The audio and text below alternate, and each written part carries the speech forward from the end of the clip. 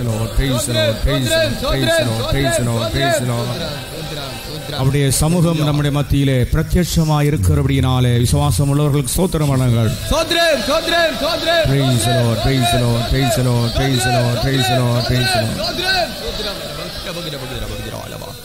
எபிரேயருக்கு நிருபம் 10ஆம் அதிகாரம். Let us turn to the epistle written to Hebrews 30ஆம் வசனத்திலிருந்து 32ஆம் வசனத்திலிருந்து 38ஆம் வசனம் வரை படியுங்கள். Let us read from the 32nd and the 38th verse of the 10th chapter. முந்தின நாட்களை நினைத்துக் கொள்ளுங்கள், நீங்கள் up to 35th. முந்தின நாட்களை நினைத்துக் கொள்ளுங்கள், நீங்கள் பிரகாசமாக்கப்பட்டிருந்த அந்த நாட்களில் உபத்திரவங்களாகிய மிகுந்த போராட்டத்தை சகித்தீர்களே. நிந்தைகளாலும் உபத்திரவங்களாலும் நீங்கள் வேடிக்கையாக்கப்பட்டதும் அல்லாமல் அப்படி நடத்தப்பட்டவர்களுக்கு பங்காளியும் ஆனீர்களே. நான் கட்டப்பட்டிருக்கையில் நீங்கள் என்னை குறித்து பரிதவித்ததும் அன்றி பரலோகத்தில் அதிக மேன்மையும் நிலையுள்ளதுமான சுதந்திரம் உங்களுக்கு உண்டென்று அறிந்து உங்கள் ஆஸ்திகளையும் சந்தோஷமாய் கொள்ளையிடக் கொடுத்தீர்கள். ஆகையால் மிகுந்த பலனுக்கு ஏதுவான உங்கள் தைரியத்தை விட்டு விடாதீர்கள். தேவனுக்கு மகிமை உண்டாவதாக. Glory be to the Lord. நாம் ஒரு நடுவழியிலே எழும்பி வந்தவர்கள் அல்ல. We are not the people who have come in the midway.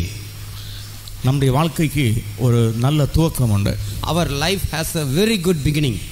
அதே நேரத்தில் அந்த துவக்கத்தை பார்க்கலும் மிகவும் மேன்மையான ஒரு முடிவும் தேவன் நமக்கு வைத்திருக்கிறார். At the same time, the Lord has kept a better and excellent end than the beginning.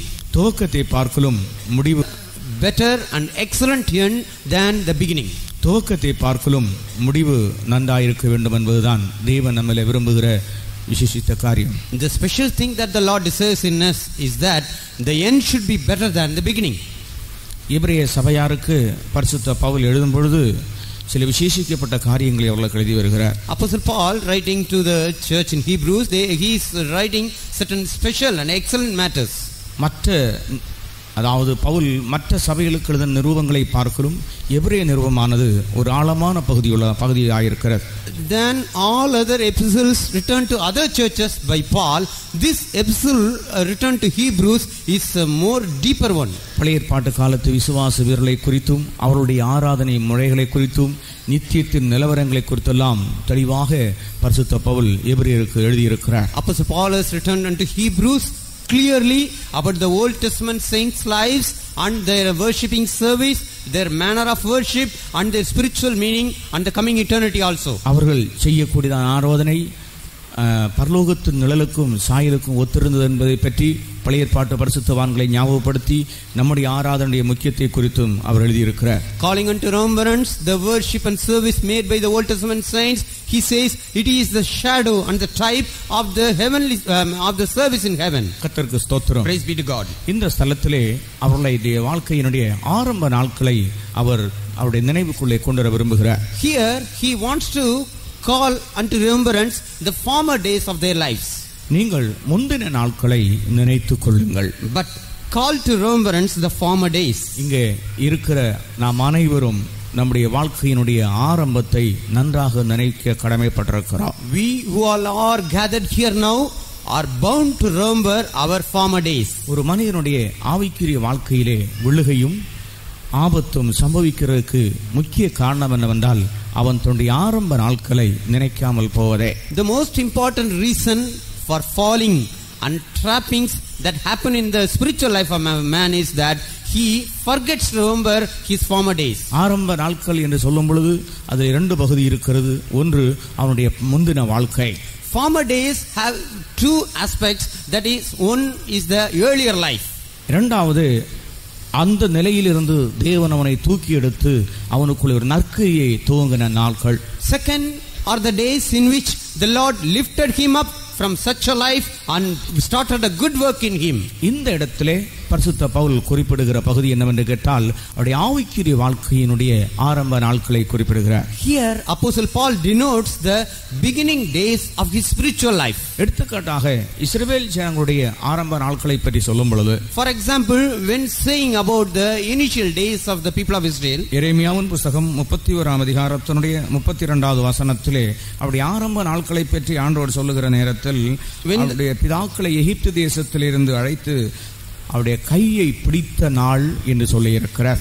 when the Lord says about the beginning of the days of the people of Israel, he says, the days in which I brought them out of Egypt and caught hold of their hands. படியுங்கள். நான் அவர்கள் பிதாக்களை எகிப்து தேசத்திலிருந்து அழைத்து வர கைப்பிடித்த நாளிலே In the day in which I took them by the hand. கர்த்தருக்கு ஸ்தோத்திரம். Praise be to God. எகிப்து தேசத்திலிருந்து அழைத்து வந்து அவருடைய கையை பிடித்த நாளிலே. In the day that I took them by the hand to bring them out of the land of Egypt. நமக்கும் தெரியும் தேவன் நம்மை அழைத்து நம்மை கைபிடித்த நாள். We also very well know and remember the day in which the Lord had called and caught hold of our hand. நம்முடைய ஆரம்பத்திலே மனம் திரும்புகிற ஒரு பகுதி உண்டு. அதே நேரத்தில் நாம் தேவனுடைய அன்பினால் நிரப்பப்பட்டு நம்முடைய வாழ்க்கையை இயேசுவுக்காக முழுதும் அர்ப்பணிக்கிற சந்தர்ப்பங்களும் உண்டு. There are the two periods in which the first one is அழைத்து வந்து அவருடைய கையை பிடித்த நாளிலே. In the day that I took them by the hand to bring them out of the land of Egypt. நமக்கும் தெரியும் தேவன் நம்மை அழைத்து நம்மை கைபிடித்த நாள். We also very well know and remember the day in which the Lord had called and caught hold of our hand. நம்முடைய ஆரம்பத்திலே மனம் திரும்புகிற ஒரு பகுதி உண்டு. அதே நேரத்தில் நாம் தேவனுடைய அன்பினால் நிரப்பப்பட்டு நம்முடைய வாழ்க்கையை இயேசுவுக்காக முழுதும் அர்ப்பணிக்கிற சந்தர்ப்பங்களும் உண்டு. There are the two periods in which the first one is the days of our repentance. Second is being filled with the love of God, surrendering ourselves wholly unto the love of God. ஒவ்வொரு மனிதனுடைய ஆரம்ப நாட்களையும் கர்த்தர் தம்முடைய மனதிலே வைத்திருக்கிறார். And the Lord is keeping in his mind the beginning former days of every man. இஸ்ரவேல் ஜனங்களுடைய ஜீவியத்திலே சில தேவனை கோபப்படுத்தக்கூடிய சூழ்நிலைகள் அவர்களுக்கு உண்டான பொழுது தேவன் நினைக்கிற ஒரு பகுதி என்னவென்று கேட்டால் அவருடைய பிதாக்களோடு ஆரம்பத்திலே பண்ணின உடன்படிக்கையும் அவர்களுடைய ஜீவியத்தையும் நினைத்து இவர்களுக்கு தேவன் இரக்கம் செய்த சந்தர்ப்பங்களை நாம் பார்க்கிறோம். In the lives of the people of Israel also, when they often kindled the wrath of God by their misdoings, the Lord remembered not their misdeeds but the forefathers and the promises he had made unto them and their lives, and he showed grace unto these people of Israel for that. எடுத்துக்காட்டாக ஏசாயா தீர்க்கதரிசன புத்தகம் 63ஆம் அதிகாரம் 10வது வசனத்தில் படிக்கும் பொழுது ஆண்டவர் அவர்களுக்கு சத்துருவாக விரோதியாக மாறுகிற சந்தர்ப்பத்தை பற்றி படிக்கிறோம். For example, we can also take the book of Isaiah 63rd chapter 10th verse where the Lord turns their enemy. அடுத்த 11வது வசனத்திலே அவருடைய பிதாக்களை நினைவு கூறுகிறார். In the 11th verse he remembers the days of the old and of the fathers. 10-11 வசனங்களை படியுங்கள். Kindly read the 10 and 11. அவர்களோ கலகம் பண்ணி அவருடைய பரிசுத்த ஆவியை விசனப்படுத்தினார்கள். அதனால் அவர் அவர்களுக்கு சத்துருவாய் மாறி அவரே அவர்களுக்கு விரோதமாய் யுத்தம் பண்ணினார். ஆகிலும் அவர் பூர்வ நாட்களையும் மோசேயையும் தம்முடைய ஜனத்தையும் நினைவு கூர்ந்தார். ஆகிலும் மோசேயும் அவருடைய முற்பிதாக்களையும் தம்முடைய ஜனத்துடைய பூர்வ நாட்களை நினைவு கூர்ந்தார். Then he remembered the days of old, Moses and his people. கர்த்தருக்கு ஸ்தோத்திரம். Praise be to the Lord. பூர்வ நாட்களை தேவன் நினைவு கூர்ந்தார். The Lord remembered the days of the old. முதல்ல யார்? மறுபடியும் 11ஆம் வசனம் படியுங்கள். Kindly read the 11th verse again. ஆகிலும் அவர் பூர்வ நாட்களையும் மோசேயையும் தம்முடைய ஜனத்தையும் நினைவு கூர்ந்தார். பூர்வ நாட்களையும் மோசேயையும் தம்முடைய ஜனத்தையும் நினைவு கூர்ந்தார். Then he remembered the days of old, Moses and his people. எப்போது நினைவு கூர்ந்தார்? When did he remember? இவர்கள் கலகம் பண்ணி தேவனுக்கு விரோதமாய் பாவம் செய்து ஆண்டவர் அவளுக்கு சத்துருவாய் நின்று யுத்தம் பண்ணி கொண்டிருக்கிற நேரத்திலே ஆண்டவர் நினைத்து பார்க்கிறார். When they rebelled against God and vexed his Holy Spirit, when God became their enemy and fought against them, God is remembering the days of old. ஏன் நினைவு கூற வேண்டும்? Why should he remember? பிரியமானவர்களே, மோசே செய்த தியாகத்தை தேவன் நினைவு கூறுகிறார். Beloved, the Lord remembered the sacrifice made by Moses. இந்த ஜனத்திற்காக மோசே எடுத்த தியாகம், மோசேயினுடைய பாடுகள் எல்லாவற்றையும் தேவன் நினைவு கூறுகிறார்.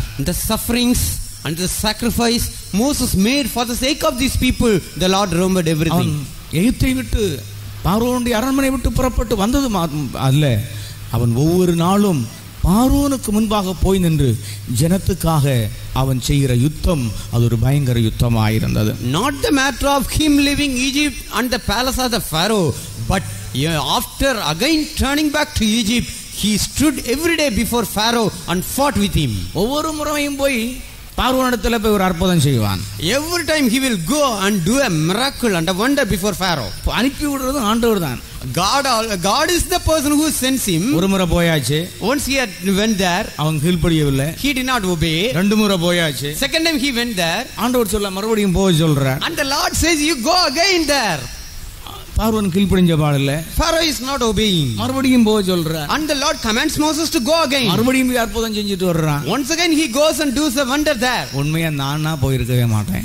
If I had been there, I would not have gone there. ஒரு 4 முறை 5 முறை போயிருப்பேன். I would have gone some 4 or 5 times at the most. என்ன ஆண்டவரே, நமக்கு பொதுவாக ஒரு காய்ச்சலோ வியாதியோ சுகமான ஒரு ஆள் ஒரு கூட்டத்துக்கு வரலன்னு சொன்னா ஒரு 2 முறை கூப்பிட்டு பாப்போம் பிறகு போடான்றான். Normally, if a person is healed of a sickness, we will call him to the meeting 2 or 3 times. Afterwards, we will simply forget about him. ஏதாவது ஒரு அற்புதம் செஞ்சால் நான் நினைக்கிறது என்னவென்று கண்டால் அந்த ஆத்மா நம்ம கூட்டத்துக்கு வர வேணும். And what I think, if a person is healed by a miracle, I want that person to come to the meeting. இல்லாவிட்டா எனக்கு அந்த ஊழியம் செய்கிறதுல இஷ்டம் இருக்காது. Otherwise, I will not be liking to do that ministry at all. நம்ம விதைச்சாச்சுன்னா நம்ம அறுக்கணும் என்று நான் யோசிக்கிறேன். I think always that if I sow, I should reap also. கர்த்தருக்கு ஸ்தோத்திரம். Praise be to God. ஆனால் மோசேயை பாருங்கள். But see Moses. அவன் போய் சொல்லிட்டு வர்றான். He goes repeatedly and says before Pharaoh. மோசே செய்த அற்புதத்துல 1000ல 1 கூட நான் செஞ்சிருக்க மாட்டேன். I would not have done even 1 in 1000 of the miracles done by Moses. அவ்வளவு பெரிய அற்புதங்களை எல்லாம் அவன் செய்தும் கூட ஆண்டவர் போக சொல்லுகிறார். போயிட்டே இருக்கிறான், மறுபடியும் வந்துகிட்டே இருக்கிறான். பிற்பாடு கடைசியில பார்வோன் சொல்ல இனிமே என் முகத்தை காணக்கூடாதுன்னு சொல்றான். சரி நான் ரைட் என்று இவனும் சொல்லிட்டு வர்றான். சாதாரண காரியம் அல்ல பிரியமானவர்களே. Beloved, Moses repeatedly goes and comes back, and the Lord commands him to go back again, and finally Pharaoh is fed up with him and says you should not see my face again, and Moses agrees to that also and comes back. ஏன் மோசே விதமா செய்தான்? Why Moses did so? ஜனங்களை எப்படியாகிலும் விடுவிக்க வேண்டும். Somehow he should deliver the people. ஜனங்களை அந்த சிறையிருப்புக்குள்ளே இருந்து வெளியே கொண்டு வர வேண்டும். Somehow he should bring out the people from the captivity. கர்த்தருக்கு ஸ்தோத்திரம். Praise be to God. ஆண்டவர் அவனிடத்தில் சொல்லி இருந்தார் ஒரு காரியம்.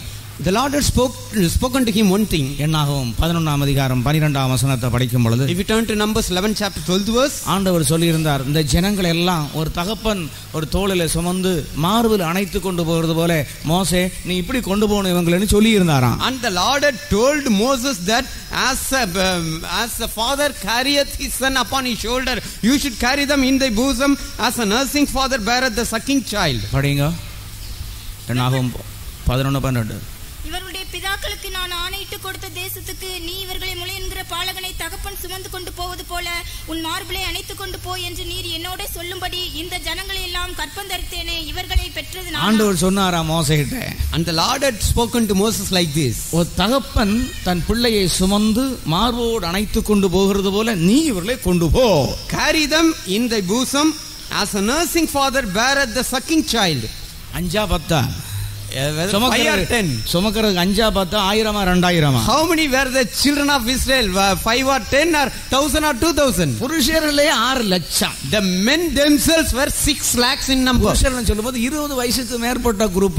The men means about 20 years of age. அதே 6 லட்சம். That itself is 6 lakhs. பிள்ளைகளையும் மனைவிமாரை பற்றி சொல்லவே இல்லை. It is not mentioned about the women and the children. இத்தனை எண்ணத்தையும் சுமந்து மார்பில் அணைச்சு கொண்டு போ என்று மோசே இடத்தில் ஆண்டவர் சொன்னாரா. And the Lord had commanded Moses to carry so many people in his bosom as a nursing father carrieth the sucking child. பிரச்சனை ஜாஸ்தியாகிற நேரத்துல புலம்ப ஆரம்பிக்கிறான். When the trouble increaseth, he starts to lament. நான் இதை பரவா செஞ்சேன். Oh, have I borne these children?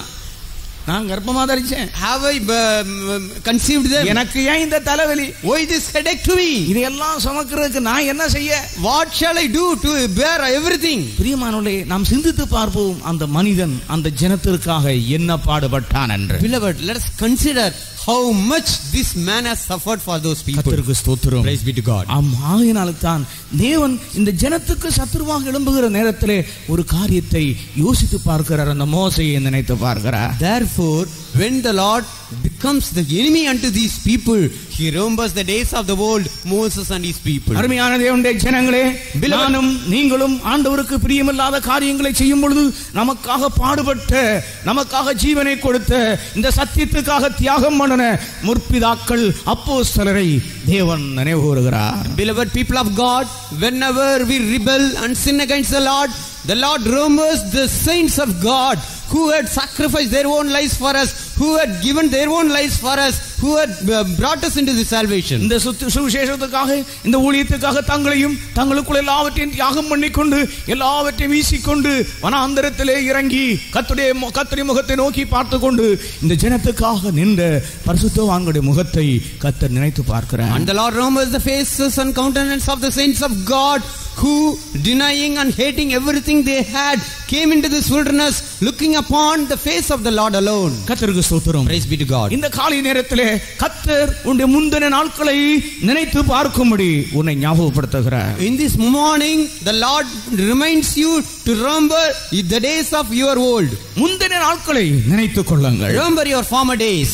நீங்கள் ஒருவராகலும் ஒரு முகாந்தரம் இல்லாமல் ஒரு காரணம் இல்லாமல் இதற்குள் கால் வைக்கவில்லை. None of you have placed your feet within this church without a reason, without a proper cause. கர்த்தருக்கு ஸ்தோத்திரம். Praise be to God. ஆகவே எப்போதும் நம்முடைய ஆரம்ப நாட்களை குறித்து, நம் ரட்சிக்கப்படாத நாட்கள், நம் அவதிப்பட்ட நாட்கள், தேவன் அந்த நிலையிலிருந்து நம்மை தூக்கி எடுத்த நாட்கள், சந்தர்ப்பங்களை நாம் நன்றாக நினைவுகூர வேண்டும். Therefore we should always well remember the days of our old, in which we were living in sin, in which we were suffering, in which the Lord stretched out forth his hand and lifted us up. ஆகவே தான் உபாகமம் 32ஆம் அதிகாரத்தினுடைய 7ஆம் வசனத்தை நாம் படிக்கிற நேரத்தில், therefore if you turn to the Deuteronomy 32nd chapter and read the 7th verse, ஆண்டவர் என்ன சொல்லுகிறார்? what does the Lord say? படியுங்கள். பூர்வ நாட்களை நினை, தலைமுறை தலைமுறையாய் சென்ற வருஷங்களை கவனித்து பார், உன் தகப்பனை கேள். உங்க அப்பாவை கேட்டு பாரு, தாத்தாவை கேட்டு பாரு, அவர் சொல்லுவார். Ask your father and grandfather, they will tell you. உன் தகப்பனை கேள், அவன் உனக்கு அறிவிப்பான். உன் மூப்பர்களை கேள், அவர்கள் உனக்கு சொல்லுவார்கள். கர்த்தருக்கு ஸ்தோத்திரம். Praise be to the Lord. உங்க அப்பாட்ட கேட்டு பாரு. You ask your father. அப்பாவுக்கு முன்ன மூப்பன் தாத்தாவை கேட்டு பாரு. You ask the elder one to the father, that is your grandfather. நீ எப்படி இந்த நிலவரத்தில் வந்தா என்று அவர்களை கேட்டுப்பா. You ask them how you came to be in such a state. பூர்வ நாட்களை நினை. Remember your former days. ஏனென்றால் because ஆண்டவர் கோபத்தோட பேசுறார். the Lord is speaking with anger here. 6ஆம் வசனம் படிங்க. Kindly read the 6th verse. சுதந்திரம் என்று சொன்னவர்கள், the people who are called as his inheritance, சொந்த சம்பத் என்று சொன்னவர்கள், and the people who have been called as his peculiar treasure, இப்ப என்னன்னு சொல்லி கூப்பிடுகிறார்? now he is calling them in which words? படிங்க. விவேகமில்லாத மதிகெட்ட ஜனங்களே. இதெல்லாம் மரியாதையான வார்த்தையா? Are these respectful words? எங்க படிப்புக்கு ஏத்தபடி தானே பேசி இருக்கிறாரு. According to our learning he has spoken. எங்க ஸ்டேட்டஸ் எல்லாம் அவருக்கு தெரியாது. Does he not know our status? என்ன ஒரு மரியாதை இல்லாத பிரசங்கம் இது? What is this message without proper honor? இப்படியா கர்த்தருக்கு பதிலளிக்கிறீர்கள்? கர்த்தருக்கு ஸ்தோத்திரம். விவேகம் இல்லாத ஜனங்கள், மதிகெட்ட ஜனங்கள். Oh foolish people and unwise. உங்க தகப்பனை கேட்டு பாரு. You ask your father. மூப்பர்களை கேட்டு பாரு. You ask your elders. பூர்வ நாட்களை நினை. Remember the days of the world. கர்த்தருக்கு ஸ்தோத்திரம். Praise be to the Lord. எபிரேய சபையாருடைய பூர்வ நாட்களை பற்றி சொல்லிவிட்டு பவுல் அவருடைய சிந்தையில கொண்டு வரும் காரியம் என்ன? After speaking unto the Hebrews to remember their former days, what does the Paul bring it to remembrance? அந்த நாட்கள் அவருடைய ஆரம்ப நாட்கள் எப்படிப்பட்ட நாட்கள் என்று சொல்லுகிறார்? How were the days of the world unto them? அவர்கள் இருளுக்குள் இருந்த நாட்கள் அல்ல. Not the days in which they were in darkness. அவர்கள் பிரகாசமாக்கப்பட்டிருந்த நாட்கள். In the days in which they were illuminated. அவருடைய ஆரம்ப நாட்கள் எப்படி? தயவு செய்து இப்ப யாரும் ஜெபம் பண்ண வேண்டாம். Nobody need to pray now please. அது எப்படிப்பட்ட நாட்கள்? How were those days? அது பிரகாசமாக்கப்பட்டிருந்த நாட்கள். The days in which ye were illuminated. கர்த்தருக்கு ஸ்தோத்திரம். Praise be to God. அந்த பிரகாசமாக்கப்பட்டிருந்த நாளிலே, in the days in which you were illuminated, உபத்திரவங்களாகிய மிகுந்த போராட்டத்தை சகித்தீர்களே. You endured a great fight of afflictions. கர்த்தருக்கு ஸ்தோத்திரம். Praise be to God. அப்ப ஆரம்ப நாட்களிலே அவங்களுக்கு என்ன நிலவரம் இருந்தது? That means in their former days what was their state? ஒரு சகிப்பு தன்மை இருந்தது. They had the enduring capability. கர்த்தருக்கு ஸ்தோத்திரம். Praise be to God. பாடுகளை, உபத்திரவங்களை சகிக்கக்கூடிய ஒரு சுபாவம் எபிரேய சபையாருக்கு இருந்தது. The Hebrews had the nature of enduring the sufferings and afflictions. பிரகாசமாக்கப்பட்ட நாட்களிலே உபத்திரவங்களை போராட்டங்களை சகித்தீர்களே. After you were eliminated in the former days, you endured a great fight of affliction and suffering. சகிப்பு தன்மை என்று சொல்லுகிறது ஒரு வாழ்க்கையிலே ஒரு மனுஷனுடைய வாழ்க்கைக்கு மிகவும் அத்தியாவசியமான ஒரு காரியம். Enduring ability is very very much essential to a life of man. நமக்கு அதுக்கு அதிகமாக சகிப்புக்கு அதிகமாக டென்ஷன் ஜாஸ்தி ஆகுது, ஆவேசம் தான் ஜாஸ்தி ஆகுது. More than our endurance, our anger is kindled. சிலவங்க ஜாஸ்தியா கோபம் வரும்பொழுது ஒரு முறை ஒரு பிரதர் சொன்னார், பழைய ஸ்பிரிட் வருது, அந்த செவர்ல போய் நாலு குத்திட்டு வர்றேன்னு சொல்லிட்டு போனார். One brother told me, I remember the days of my old, when I get to anger, now also I am getting angry to that stage. Let me punch the wall 4 or 5 times. ஆளட்ட வந்த கோபத்தை தீர்க்கறதுக்கு ஆளு குத்துனேன்னா போய் நேர செவர்ல போய் இந்த கையை வச்சு மாறி நாலு குத்துறார். With that anger, instead of punching the angering person, he went and punched the wall. கர்த்தருக்கு ஸ்தோத்திரம். Praise be to God. So என்ன ஸ்பீடு பாருங்க.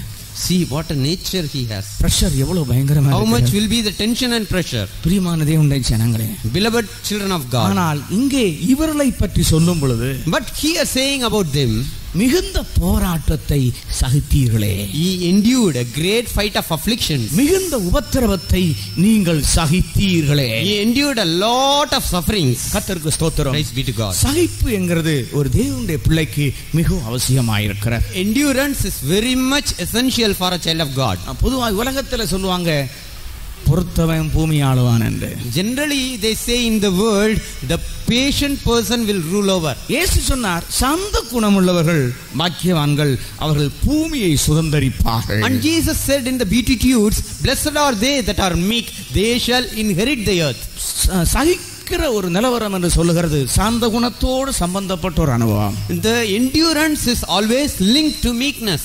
தேவனுடைய ஜனங்களுக்கு அந்த சகிக்கும் தன்மை உண்டாகும்படியாக அதிகம் வாஞ்சிக்க வேண்டும். The children of God should desire that they should have the enduring capability and meekness. எரேமியாவின் புத்தகம் 15ஆம் அதிகாரத்தின் 5ஆம் வசனத்திலே, If you turn to book of Jeremiah 15 chapter 5th verse, அங்கே பரிசுத்த எரேமியா தீர்க்கதரிசி என்ன சொல்லுகிறார்? there the prophet Jeremiah says, அந்த 5ஆம் வசனத்தின் கடைசி பாகம் படியுங்கள். last portion alone. யார் உன்மேல் பரிதவிப்பார்கள்? யார் உன்னிடத்திற்கு திரும்பி உன் சுக செய்தியை விசாரிப்பார்கள்? வார்த்தையின் நிமித்தம் நிந்தையை சகித்தேன்னு சொல்றாரு இல்லையா? 15ஆம் வசனமா? 15ஆம் வசனம். நான் உமது நிமித்தம் எத்தனாம் வசனம்? 15ஆம் வசனம் கடைசி portion. நான் உம்முடைய நிமித்தம் நிந்தையை சகிக்கிறேன் என்று அறியும். நான் உமது நிமித்தம் நிந்தையை சகிக்கிறேன் என்று அறியும். Know that for thy sake I have suffered rebuke. 15ஆம் அதிகாரத்துடைய 15வது வசனத்துடைய கடைசி பகுதியிலே எரேமியா ஆண்டவரிடத்தில் சொல்லுகிறான், உமது நிமித்தம் நிந்தையை சகிக்கிறேன் என்று அறியும். In the last portion of the 15th verse of the 15th chapter, prophet Jeremiah says unto the Lord, for thy sake I have suffered rebuke. 2 தீமோத்தேயு 3ஆம் அதிகாரம் 11ஆம் வசனத்தை படிக்கும் பொழுது, If you turn to 2 Timothy 3rd chapter 11th verse, பரிசுத்த பவுல் என்ன சொல்லுகிறார்? what does Apostle Paul say? இக்கோனியா அந்த தேசங்களிலெல்லாம் எவ்வளவோ உபத்திரவங்களை பாடுகளை சகித்தேன் என்று சொல்லுகிறார். I have endured with patience persecution affliction which came unto me at Antioch, Iconium and Lystra. படியுங்கள். அந்தியோகியா, இக்கோனியா, லிஸ்திரா என்னும் பட்டணங்களில் எனக்கு உண்டான துன்பங்களையும் பாடுகளையும் நன்றாய் அறிந்திருக்கிறாய். எவ்வளவோ துன்பங்களை சகித்தேன். எவ்வளவோ துன்பங்களை சகித்தேன். What persecutions I endured. நம்ம சாட்சியில சொல்லுவோம், ஐயோ தாங்க முடியாத பரீட்சை, வந்தது ஒரு சின்ன தலைவலியா இருக்கும். It would have been an ordinary headache, but we would testify that that was unbearable suffering. பக்கத்துல வீட்டுக்காரன் ஏதோ ஒரு முறப்பு முறைச்சான், இங்க வந்து கண்ணீர் காவேரி மாதிரி பாயுது.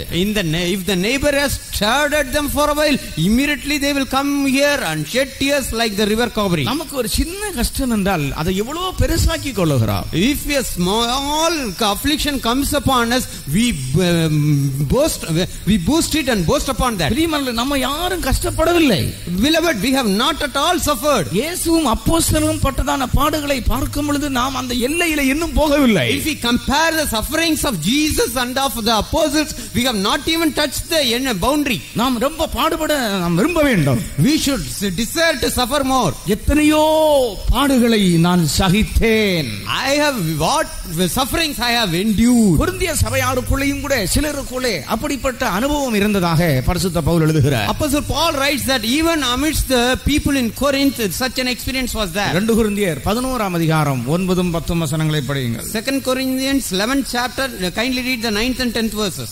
நான் உங்களோடு இருந்து குறைபட்ட போதும் ஒருவரையும் நான் வருத்தப்படுத்தவில்லை. 11 19 11ஆம் அதிகாரத்துடைய 19ஆம் வசனம். 19th. நீங்கள் புத்தியுள்ளவர்களாய் இருந்து புத்தி இல்லாதவர்களை சந்தோஷமாய் சகித்தீர்களே. ஒருவன் நீங்கள் புத்தியுள்ளவங்களாய் இருந்து You yourselves were wise. நீங்கள் புத்தியுள்ளவங்களாய் இருந்து You were wise. புத்தி இல்லாதவங்களை சகித்தீர்களே. And you suffered fools gladly. புத்தியுள்ளவனோட தான் இருப்பான். Probably the wise will always remain with the wise people. ஆனால் இங்கே கொரிந்து சபையில பார்க்கும் பொழுது கொஞ்சம் புத்தி உள்ளவங்க ஞானம் உள்ளவங்க ஞானம் இல்லாதவர்களோடு ஜீவித்திருக்கிறார்கள். அவர் சொல்லுகிறார் அந்த புத்தியினருடைய புத்தியினத்தை எல்லாம் சகிச்சீங்களே. Here about the church in Corinth, he says it appears that the wise people have lived with unwise also. He says that you endured the fools also gladly. அடுத்து, ஒருவன் உங்களை சிறையாக்கினாலும் ஒருவன் உங்களை பட்சித்தாலும் ஒருவன் உங்களை கைவசப்படுத்தினாலும் ஒருவன் தன்னை உயர்த்தினாலும் ஒருவன் உங்களை முகத்தில் அறைந்தாலும் சகித்திருக்கிறீர்களே. என்னென்ன சகிச்சிருக்கிறீங்க? What all you have suffered? பிரதேசி யாராவது சத்தமா படிங்களேன்.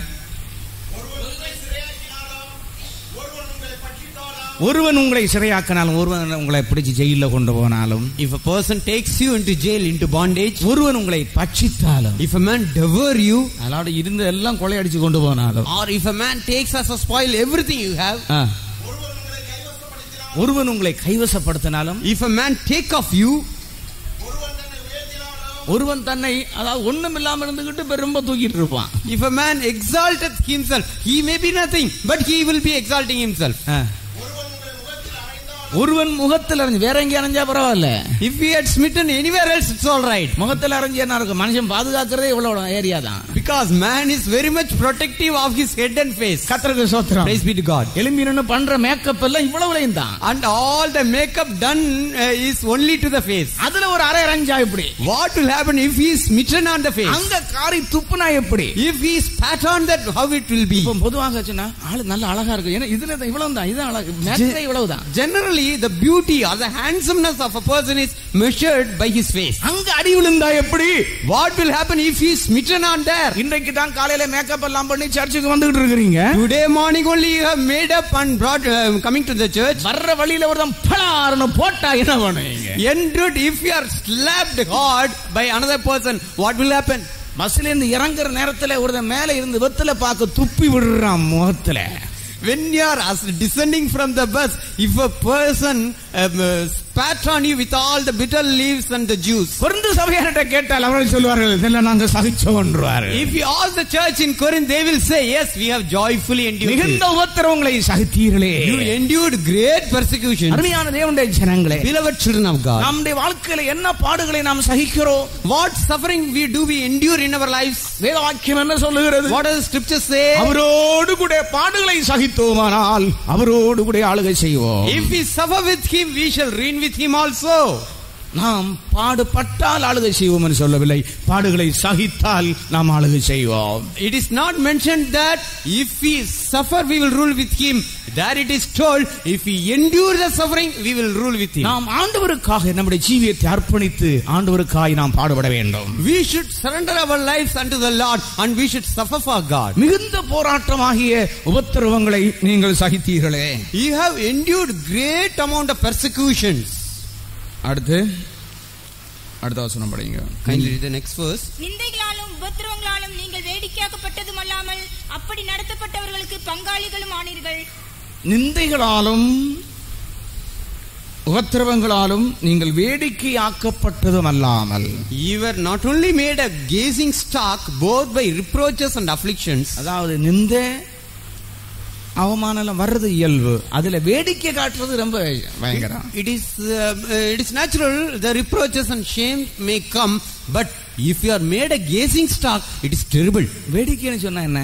What is meant by me made a gazing stock? இவருக்கு ஒரு தண்டனை கொடுக்கறாங்க. Let us say he is being given a punishment. அந்த தண்டனை அனுபவிக்கிற அந்த நேரத்துல 10 பேரை கூப்பிட்டு விட்டு வேடிக்கை காட்டுறது. When he is undergoing that punishment, calling some 10 people and showing that this man is punished for this and that. எங்களுடைய ஒரு பாஸ்டர் ஒரு முறை எனக்கு ஒரு தண்டனை கொடுத்தார். Once our pastor gave me a punishment.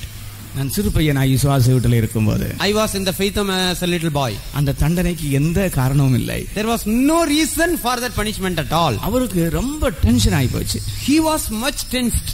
நான் அவருக்கு உதவி செய்து கொண்டிருந்தேன். I was assisting him. Kitchen sister வந்து பால் வாங்கிட்டு வாப்பான்னு சொல்லி பால் வாங்க அனுப்பி விட்டாங்க. And the kitchen sister told me to purchase milk and send me away. நான் பால் ஒரு தம்பியை கூப்பிட்டு உட்கார வச்சுட்டு நான் பால் வாங்க போயிட்டேன். I asked another little boy to keep watch over the pastor and I went away to purchase the milk. அவர் வந்து கொஞ்ச நேரம் அப்படியே அவருக்கு சேவை செய்து கொண்டே இருந்தார். And that boy was ministering the pastor. அவனுக்கு கை வலிச்ச உடனே அவன் போட்டு போயிட்டான். When his hand was paining, he went away. திடீர்னு பவர் ஃபெயிலியர் ஆகி போச்சு. Suddenly there was a power shutdown. அவன் ஃபேனை போட்டு போயிட்டான், பவர் ஃபெயிலியர் ஆகி போச்சு. He had put on the fan but the electricity was cut down. பயங்கர மழை, a great rain, இடியோடு கூடிய மின்னல், with thunderclaps and lightnings. எல்லாம் போச்சு, எல்லாம் இருட்டா இருக்குது. Everything has become dark now. இவர் கத்த ஆரம்பிச்சாரு. He started to shout, சகரியாவே பெஞ்சமினே, சகரியாவே பெஞ்சமினே, சகரியாவே பெஞ்சமினே.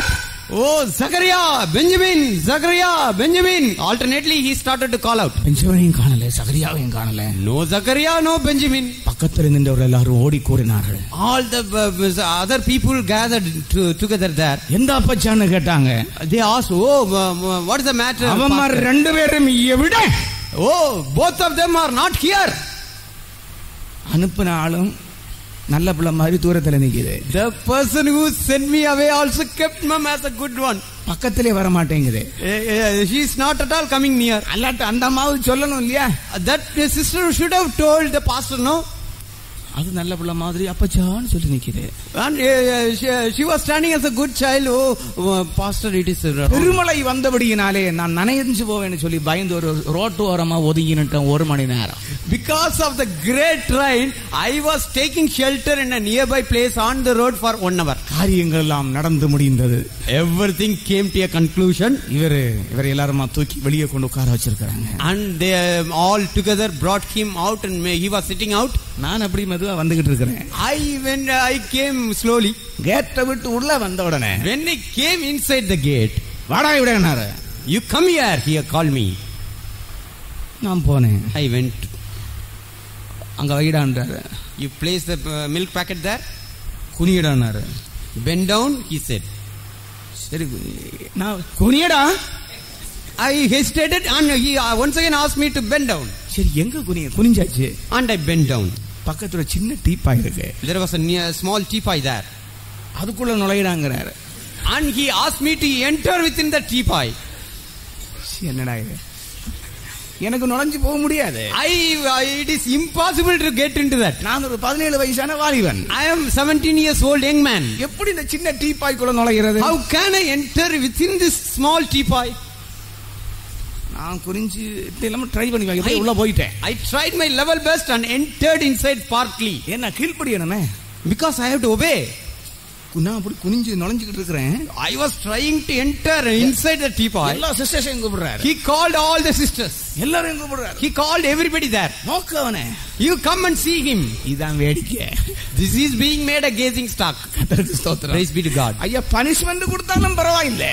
It is all right if I am given the punishment. ஆனால் பனிஷ்மென்ட்ல அந்த தண்டனையில மற்றவங்களை கொண்டு வேடிக்கை பார்க்க விடுறாரு. But while enduring the punishment, he is making me a gazing stock. பரிசுத்த பவுல் என்ன சொல்லுகிறார்? What does Apostle Paul say there? நீங்கள் என்ன செய்யப்பட்டீர்கள்? What you are made unto?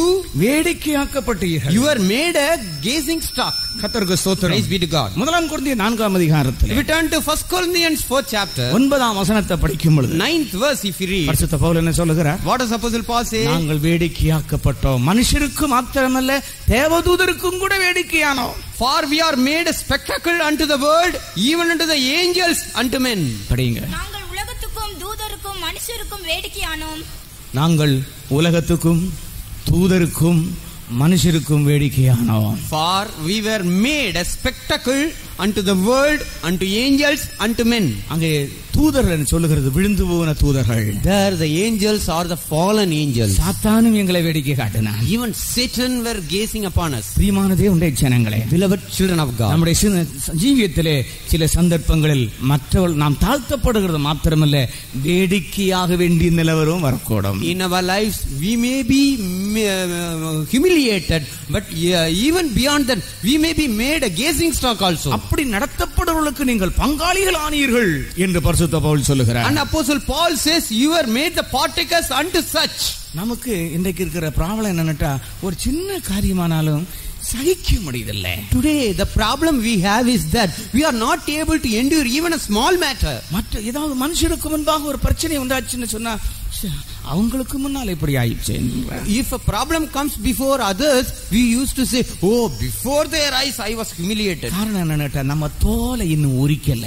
Because our skin has not yet been peeled off. அதாவது பழைய ஏற்பாட்டு காலத்துல ஆண்டவருக்கு ஒரு பலியை செலுத்தும்படி கொண்டு வந்தார். In the Old Testament period, if a sacrificial animal is brought to be sacrificed, முதல்ல தலையில கையை வைக்கணும். Firstly, the hand will be placed on the head. இரண்டாவது கொன்று தோலை உரிக்கணும். Secondly, it should be beheaded and the skin should be peeled off. தோலில தான் பிரஸ்டேஜ் இருக்கிறது. Only upon the skin there is prestige. அதுல ஜாதி பெருமை, The pride of their caste, அது கல்வி பெருமை, pride of their education, குடும்ப பெருமை, pride of their family lineage. பலவிதமான வல்லமைகள் இந்த தோலில இருக்கிறது. So many powers are upon that skin alone. கர்த்தருக்கு ஸ்தோத்திரம். Praise be to God. இப்படிப்பட்ட ஒரு பாதையில் நாம் போகவில்லை என்றால் நாம் இயேசுவை போல் ஆக முடியாது. If we do not go through such a path, we cannot become like Jesus at all. நம்ம ஒரு நல்ல பாட்டு படிக்கும் பொழுது எப்போ நான் காண்பேனோன்னு ஒரு பாட்டு படிச்சா அப்படி ஆடி பாடி அப்படியே கொண்டாடுவோம்.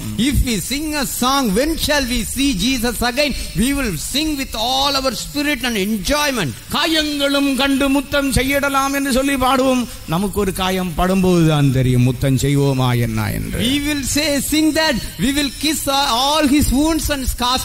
Only when we get a wound, it will be seen whether we will kiss or not. அவர் எத்தனையோ காயங்களை அடைந்தார். நம்முடைய ஜீவியத்தில் ஒரு காயம் கஷ்டம் வரும் பொழுது நாம் அதை சந்தோஷமாய் சகிக்கிறோமா? He had borne so many wounds and scars upon his body. Are we enduring a wound or a scar when it comes upon our body? ஒருவேளை நீ சத்தியத்துக்காக நிற்கும் பொழுது, தெய்வீக சுகத்தின் உபதேசத்தில் நிற்கிற நேரத்திலே நீ மனுஷரால் வேடிக்கை ஆக்கப்பட வேண்டிய சூழ்நிலைகள் வரும். When we are standing for the truth, when you are standing by the divine healing, you might be made a gazing stock unto other men. கர்த்தருக்கு ஸ்தோத்திரம். Praise be to God. அப்படி நடத்தப்படுவர்களுக்கு அவர்கள் பங்காளிகளுமாய் இருந்தார்கள். And they were partakers unto such people who were led like that. அது மாத்திரமல்ல, Not only that, Pavul சொல்லுகிறார், Paul says, இவ்வளவு கஷ்டமான சூழ்நிலையில even amid such an persecution, நான் கட்டப்பட்டிருக்கும் பொழுது when I am being bound, எனக்காக பரிதபித்தீர்கள். you pitied upon me. அநேகர் சொல்லுகிறது எபிரேயர்கள் நிருபம் பவுல் எழுதியிருக்க மாட்டார்னு சொல்லுகிறார். Many people contend that this epistle to Hebrews would not have been written by Paul. இந்த வசனத்திலிருந்து நமக்கு தெளிவாக சொல்ல முடியும், எபிரேயர்கள் நிருபம் பவுல் தான் எழுதியிருக்கிறார். From this verse we can clearly say this epistle to Hebrews was written by Paul. காரணம் என்னவென்று கேட்டால், சுவிசேஷத்து நிமித்தம் கட்டுண்டவனாக கட்டப்பட்டவராக தன்னை அறிமுகப்படுத்தினவரும் கட்டப்பட்டவரும் பரிசுத்த பவுலே. Because Apostle Paul was the person who was bound for the sake of gospel and who introduced himself as being bound by the gospel. எபேசியர் 4 அதிகாரத்தினுடைய 1 வசனத்தில் படிக்கும் பொழுது கர்த்தர் நிமித்தம் கட்டுண்டவனாகிய நான் என்று தன்னை சொல்லுகிறார். Ephesians 4 chapter 1st verse, if you turn and read, there he says, I, the prisoner of the Lord. கட்டுகளும் உபத்திரவங்களும் எனக்கு வைக்கப்பட்டிருக்கிறது என்று சொல்லுகிறார். And he says, the bonds and afflictions are kept for me. எருசலேமிலே பாடுபட கட்டப்படுவதற்கு மாத்திரமல்ல, இயேசுவின் நாமத்திற்காக மரிப்பதற்கும் நான் ஆயத்தமாயிருக்கிறேன் என்று முழங்குகிறார். He proclaims that, declares that, I am not only ready to be bound in Jerusalem for the sake of the Lord, I am ready to die for him also. Pavul கட்டப்பட்டிருந்த நாட்களில் பவுலுக்காக அந்த ஜனங்கள் பரிதபித்துக் கொண்டிருந்தார்கள். When Paul was bound in those days, the people were pitying upon him. அதனுடைய அர்த்தம் என்ன? The meaning of his faith. சுவிசேஷத்துக்காக தீங்கு அனுபவிக்கிற தேவனுடைய ஊழியர்களுக்காக ஜெபிக்கிற ஜெப ஜீவியம். The prayer life, praying for the saints of God who are enduring afflictions for the sake of the gospel. கர்த்தருக்கு ஸ்தோத்திரம். Praise be to God. கிருபையின் காலத்தினுடைய விசேஷம் என்னவென்று கேட்டால், பரிதபிக்கிற, மற்றவர்களுக்காக பரிதபிக்கிற ஒரு அனுபவம். The specialty of the dispensation of grace is that being pitiful or compassionate upon others. கிருபாசனத்தில் வீற்றிருக்கிற Kristu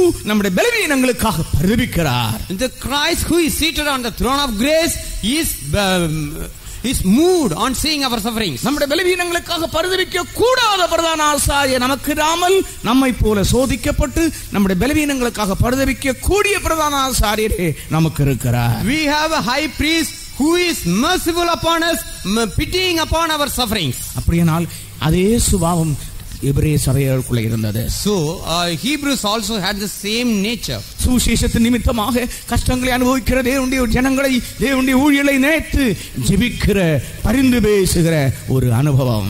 The experience of praying and interceding for the saints of God who suffer afflictions for the sake of the gospel. இது எபிரேய சபையாருக்குள்ள இருந்ததை பற்றி பரிசுத்த Pavul ஞாபகப்படுத்துகிறார். Apostle Paul reminds that this experience was in the people of Hebrews. கர்த்தருக்கு ஸ்தோத்திரம். Praise be to God. அது மாத்திரமல்ல, Not only that, அவர்களுக்குள்ள அடுத்த விசேஷம் என்ன? what is the next specialty in them?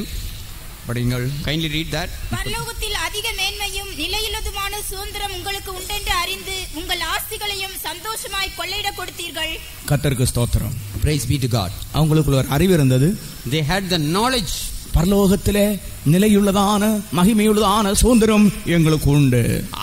We have in heaven a better and an enduring substance. பரிசுத்த பவுல் சிதறி இருக்குதான பரிசுத்தவான்களுக்கு பேதுரு எழுதுகிற நேரத்திலே 1 பேதுரு 1 அதிகாரத்தின் 5ஆம் வசனத்தில் படிக்கும் பொழுது அங்கே ஒரு நித்திய சுதந்திரம் நமக்கு வைக்கப்பட்டிருக்குன்னு நாம் பார்க்கிறோம். 1 Peter 1st chapter 5th verse, there we read Peter writing the epistle to the strangers scattered throughout the land, that there is a lively hope and the eternal inheritance incorruptible kept for us. அந்த சுதந்திரம் தான் புதிய எருசலேம். That inheritance is New Jerusalem. அது எங்களுக்கு உண்டு. That is ours. அதுவே எங்களுடைய குடியிருப்பு. That is our habitation. அங்கே இருந்துதான் கர்த்தராகிய இயேசு கிறிஸ்து என்னும் இரட்சகர் வர நாங்கள் எதிர்பார்த்து கொண்டிருக்கிறோம். From there we expect the Christ the Savior to come. ஆகையினால் இந்த உலகத்தின் ஆஸ்திகள் ஐஸ்வரியங்களிலே அவர்கள் சிந்தை வைக்கவில்லை. Therefore they did not place their mind upon the worldly treasures and riches. தங்களுக்கு அந்த ஆஸ்திகள் ஐஸ்வரியங்களுக்கு ஒரு பிரச்சனை வரும் பொழுது அதை விட்டு கொடுத்தார்கள். When the problem came upon their riches and treasures of this world, they yielded it. பிரியமான தேவனுடைய ஜனங்களே, Beloved children of God, இந்த நாட்கள் எப்படிப்பட்ட நாட்கள்? how were those days? பிரகாசமாக்கப்பட்டிருந்த நாட்கள். The days in which they were illuminated. நம்முடைய ஜீவியத்திலே நஷ்டங்களையும் கஷ்டங்களையும் சகிக்க வேண்டுமானால் நம்முடைய ஜீவியம் பிரகாசமாய் இருக்க வேண்டும். If you are to endure the losses and sufferings in our life, our life should be bright and shining. சகிப்பு தன்மை என்கிற ஒன்று இல்லை என்று சொன்னால் நீங்கள் அறிந்து கொள்ள வேண்டும், அந்தகாரம் வாழ்க்கையில் பிரவேசித்தது. If we do not have the enduring capability, we should understand that there is darkness in our life. கஷ்டங்களையும் நஷ்டங்களையும் சகிக்கக்கூடிய ஒரு தன்மை எனக்குள்ளேயும் உங்களுக்குள்ளேயும் இல்லை என்று சொன்னால் நாம் அறிந்து கொள்ள வேண்டும், வாழ்க்கைக்குள்ளே அந்தகாரம் பிரவேசித்தது. If you or me do not have the nature of enduring the losses and suffering, we should understand that the darkness has entered into our life. ஆகையினால தான் அழிந்து போகிற காரியங்களுக்காக ஜனங்கள் சண்டைகளையும் கலகங்களையும் உண்டாக்கி உலக ஜனங்களைப் போல இன்றைக்கு அநேகர் மாறிக்கொண்டிருக்கிறார்கள். Therefore, even our people are quarreling for the perishing things and they are turning into worldly people. கர்த்தருக்கு ஸ்தோத்திரம். Praise be to God. கர்த்தர் உங்களுக்கு தருகிறதை சந்தோஷமாக நீங்கள் அனுபவியுங்கள். Whatever God has given you, joyfully experience and endure that. ஆனால் அதற்காக நமக்கு ஒரு வழக்கு வேண்டாம். But we need not quarrel for that. அதற்காக ஒரு சண்டை நமக்கு வேண்டாம். We need not fight upon that. அதற்காக ஒரு யுத்தம் நமக்கு தேவையில்லை. We need not war with each other for that. யுத்தம் கர்த்தர் செய்வாராக. Let the Lord fight our battle. பழிவாங்குவதும் பதில் செய்கிறதும் என்னுடையது என்று ஆண்டவர் சொல்லுகிறார். And the Lord says, it is my cause to take revenge. சீக்கிரத்திலே அவருடைய கால்கள் தள்ளாடும். Very soon his feet will tremble. உன் எதிராளியுடைய கால்கள் தள்ளாட வேண்டுமானால் நீ சும்மா இருக்க வேண்டும். If the feet of your adversary is to tremble, you should be still. நீ யுத்தம் செய்து கொண்டிருந்தால் சத்துருக்களுடைய கால்கள் ஒருபோதும் தள்ளாடாது. If you are fighting, the feet of the enemy will not tremble. stumbled. நீ போராட போனால் கர்த்தர் உனக்காக யுத்தம் செய்ய முடியாது. If we go forward, the Lord will not fight for you. நீ சும்மா இருக்க வேண்டும் என்றுதான் கர்த்தர் விரும்புகிறார். And the Lord says that you should be quiet and still. நமக்கு சும்மா இருக்க தான் முடியாது. We are unable to remain still at all. கர்த்தருக்கு ஸ்தோத்திரம். Praise be to God. ஆண்டவர் சொல்லுகிறார், நீங்கள் சும்மா இருங்கள். The Lord says, be quiet and be still. நான் உங்களுக்காக யுத்தம் பண்ணுவேன். I will fight for you. இந்த வார்த்தையில விசுவாசம் உள்ளவங்க அவர் அல்லேலூயா சொல்லுங்கள். Hallelujah. கர்த்தருக்கு ஸ்தோத்திரம். Praise be to God. பரலோகத்திலே நிலையான ஒரு சுதந்திரம் நமக்கு உண்டு. We have an incorruptible inheritance in heaven. கர்த்தருக்கு ஸ்தோத்திரம். Praise be to God. அடுத்த வசனத்தில் என்ன சொல்லுகிறார்? In the next verse, what does he say? இப்படி இருக்கிறதுனால Because it is so, மிகுந்த பலனுக்கு இதுவான உங்க தைரியத்தை விடாதீங்க. cast not away therefore your confidence, which hath great recompense of reward. அப்போ பவுல் அவருடைய ஜீவித்த நிலவரத்தை புரிந்து கொண்டு சொல்லுகிறார், உங்களுக்கு ஒரு தைரியம் இருக்கிறார். Therefore, realizing the state of their life, Paul says, you have a great confidence.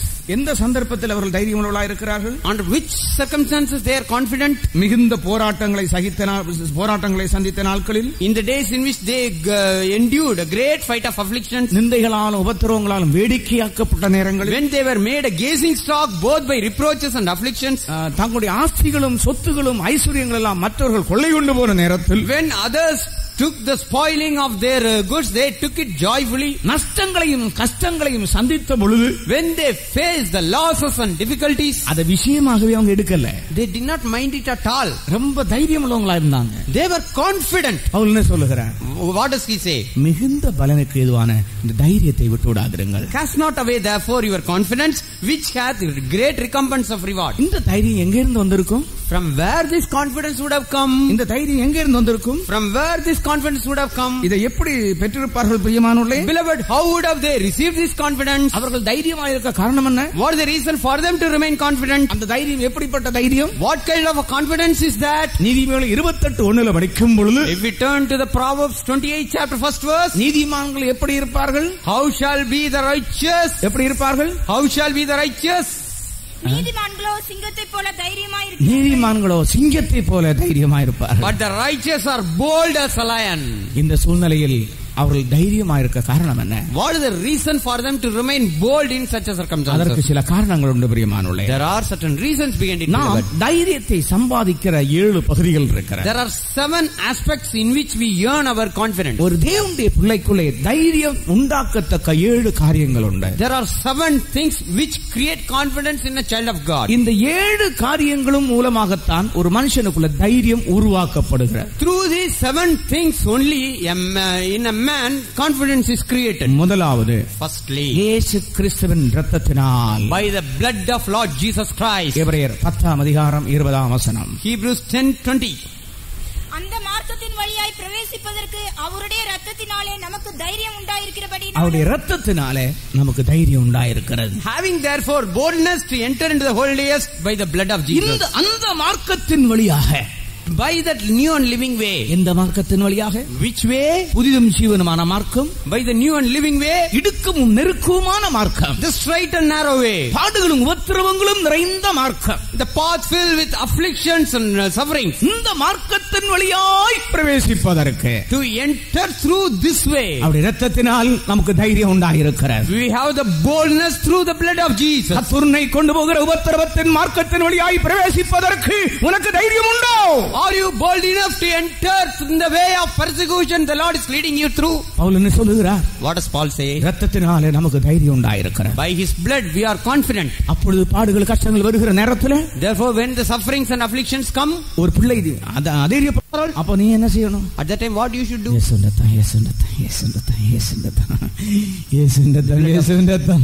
இங்க மாத்திரம் வந்து காத்திருப்பு கூட்டத்தில் இரத்தத்தால் ஜெயம்னு பாடினா போதாது. It is not sufficient if we come to the tiring meeting and sing praise be to the blood of Jesus. அந்த நேரத்தில் இயேசுவின் இரத்தம் வர வேணும். There you should say blessed be the blood of Jesus. அந்த நேரத்தில், அந்த உபத்திரவ நேரத்தில் இயேசுவின் இரத்தத்தை நீ அறிக்கையிட வேண்டும். At the time of persecution you should confess the blood of Jesus. அப்பொழுது அந்த மார்க்கத்தின் வழியாக நீ உள்ளே பிரவேசிக்கலாம். Then you can enter through that way inside. கர்த்தருக்கு ஸ்தோத்திரம். Praise be to God. இரண்டாவது, அவருடைய நாமத்திலே நமக்கு ஒரு தைரியம் உண்டு. Secondly, we have the boldness in his name. அப்போஸ்தலர் 9:27 27 படிக்கும் பொழுது, Acts of Apostles 9 chapter 27th verse if you read. படிங்க. அப்பொழுது பர்னபா என்பவன் அவனை சேர்த்துக்கொண்டு அப்போஸ்தலர் அப்போஸ்தலரிடத்தில் அழைத்து கொண்டு போய் வழியிலே அவன் கர்த்தரை கண்ட விதத்தையும் அவர் அவனுடனே பேசினதையும் தமஸ்குவிலே அவன் இயேசுவின் நாமத்தினாலே தைரியமாய் பிரசங்கித்ததையும் தமஸ்குவிலே இயேசுவின் நாமத்தினாலே தைரியமாய் பிரசங்கித்தான். He had preached boldly at Damascus in the name of Jesus. Pavul பிரசங்கம் பண்ண போற நேரத்துல பொதுவா பிரசங்கம்னு சொன்னா ஆரம்பத்துல ரொம்ப கஷ்டங்க. When Apostle Paul went to preach first, preaching is very difficult, beloved. வியர்த்து கொட்டும். It will sweat a lot. எப்படா அரை மணி நேரம் முடிக்கிறதுன்னு இருக்கும். We will see, oh, when shall this half an hour come to an end? இந்த நேரத்திலே பவுலை பற்றி என்ன சொல்லப்பட்டிருக்கிறது? At such a time it is spoken about Paul like this. தமஸ்குவிலே இயேசுவை பற்றி பிரசங்கம் பண்ண வேண்டியதா இருந்தது. He had to preach about Jesus at Damascus. தமஸ்கு இது ஆண்டவர் தரிசனமான இடம். And the Lord appeared to him in a vision. அதுதான் அவருடைய ஜீவியத்தினுடைய ஆரம்பம். That is the beginning of his life. கர்த்தருக்கு ஸ்தோத்திரம். Praise be to God. அங்க சாட்சி சொல்லணும். He had to tell that testimony. பிரியமான தேவனுடைய ஜனங்களே, beloved children of God, இயேசுவின் நாமத்தினாலே அவனுக்கு தைரியம் உண்டாயிற்று. By the name of Jesus he was bold. உபத்திரவங்களை சகிக்க உனக்கு இயேசுவின் ரத்தம் தேவையாயிருக்கிறது. To endure the sufferings you need the blood of Jesus. நீ இயேசுவை பற்றி சாட்சி கொடுக்க அவருடைய நாமத்தினாலே தைரியம் பெற்றுக்கொள்ள வேண்டியதாயிருக்கிறது. To witness about the name of Jesus you need the boldness by his name. மூன்றாவதாக, thirdly, ஒரு நல்ல மனசாட்சி, a good conscience. முதலாம் யோவான் 5ஆம் அதிகாரம் 21ஆம் வசனம் படிக்கும் பொழுது, 1 John 5th chapter 21st verse. படியுங்கள்.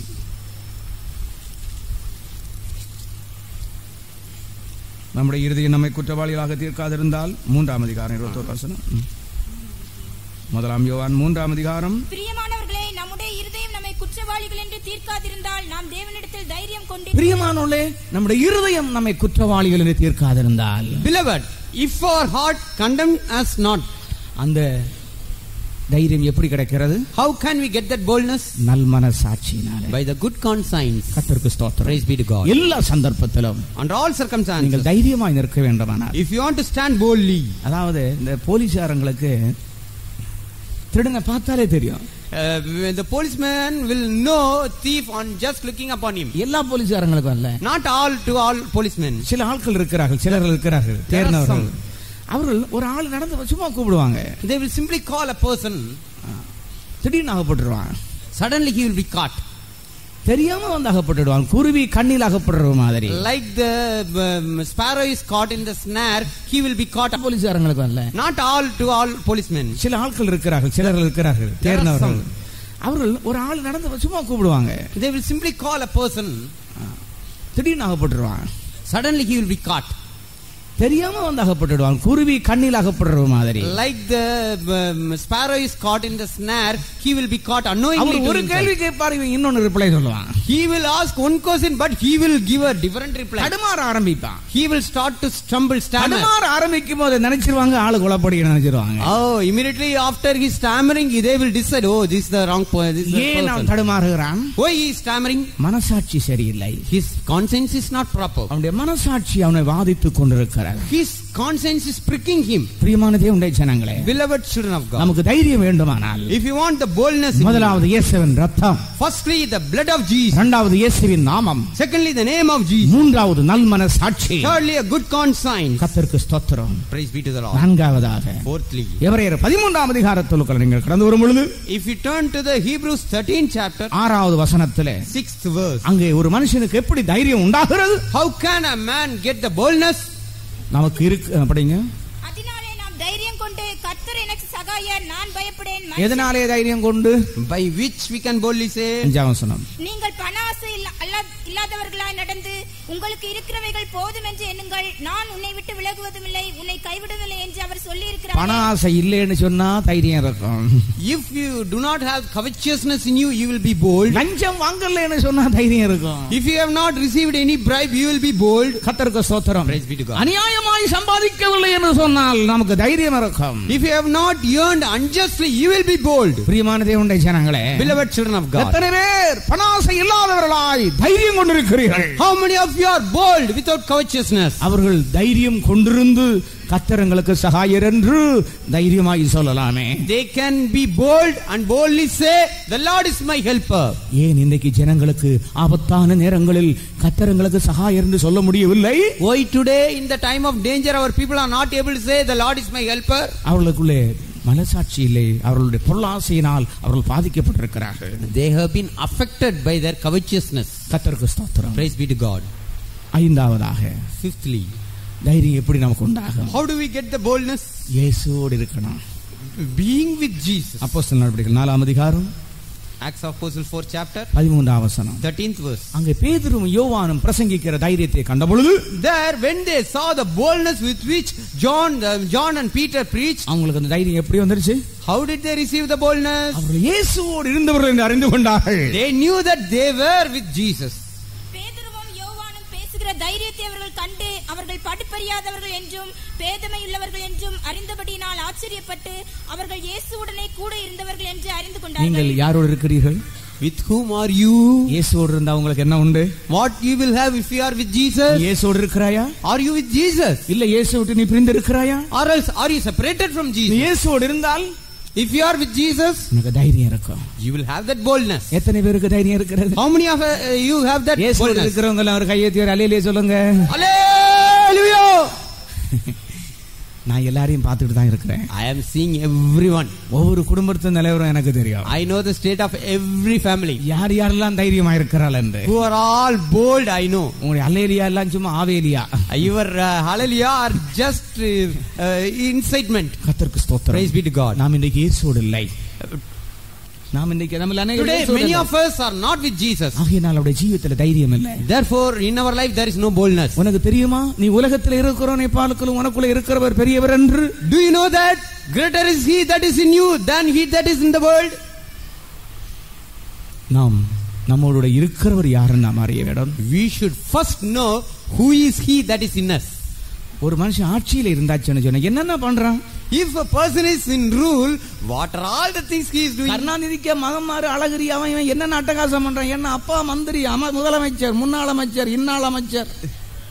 My father was the former chief minister, present chief minister, former minister, present minister. They are doing all kinds of iniquities and bold things. ஏதோ சொந்தத்துல ஒருத்தன் ஒரு மந்திரியா இருந்தான்னு சொன்னா அவன் பேரை சொல்லி போய் கடன் வாங்கிட்டு வர்றான். If a person was a minister at one time, he is telling that name and getting borrowing from bank. அவன் பேரை சொல்லி சும்மா வாங்கிட்டு வர்றான். It's saying his name without any document. He is getting the loan. மந்திரிக்கு so and so.